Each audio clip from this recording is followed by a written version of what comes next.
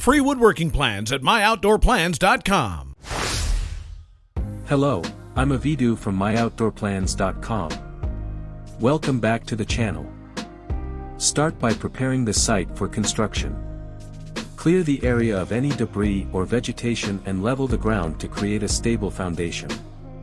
Use stakes and string to mark the layout of the pavilion, ensuring the dimensions are accurate and square. If required, dig holes for footings to meet local building codes and provide a strong base for your structure. Fill the tubes with concrete, and while it's still wet, carefully set the post anchors, ensuring they are level and aligned.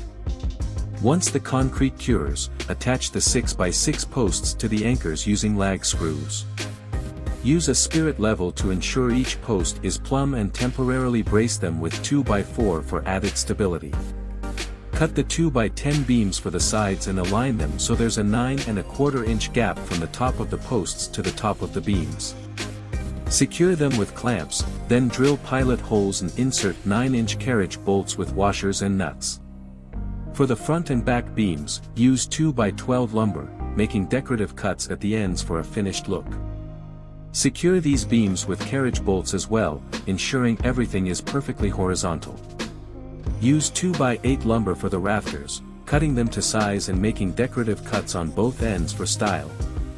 Attach the rafters to the top of the structure, spacing them 24-inch on center, OC, as shown in the diagram. Use rafter ties and 1½ inch structural nails or screws to secure each end of the rafters to the beams, ensuring a stable and durable roof framework. With the rafters in place, it's time to install the 3/4 inch plywood roof decking. Position each sheet carefully over the rafters, leaving a small gap between sheets to allow for expansion. Secure the plywood with 1 5/8 inch exterior screws, spaced every 8 to 10 inches along each rafter. Start by installing drip edges along the eaves and rakes to protect the edges of the plywood. Roll out roofing felt or a self-adhering underlayment, overlapping the rows by at least 2 inches for a watertight barrier. Lay down a starter strip of asphalt shingles along the bottom edge, then work your way up, securing shingles with roofing nails just above the tabs. Finish by installing ridge shingles along the peak for a polished, weatherproof roof. For added shade or privacy, install 1x2 slats on the sides and back of the pavilion. Use a 1½ inch spacer to maintain consistent gaps, and secure the slats to the posts with 1 5/8 inch screws. Align the slats flush with the frame for a clean look. These slats not only enhance privacy but also add a stylish touch to the overall design. To complete the project, sand any rough edges on the wood for a smooth, professional finish.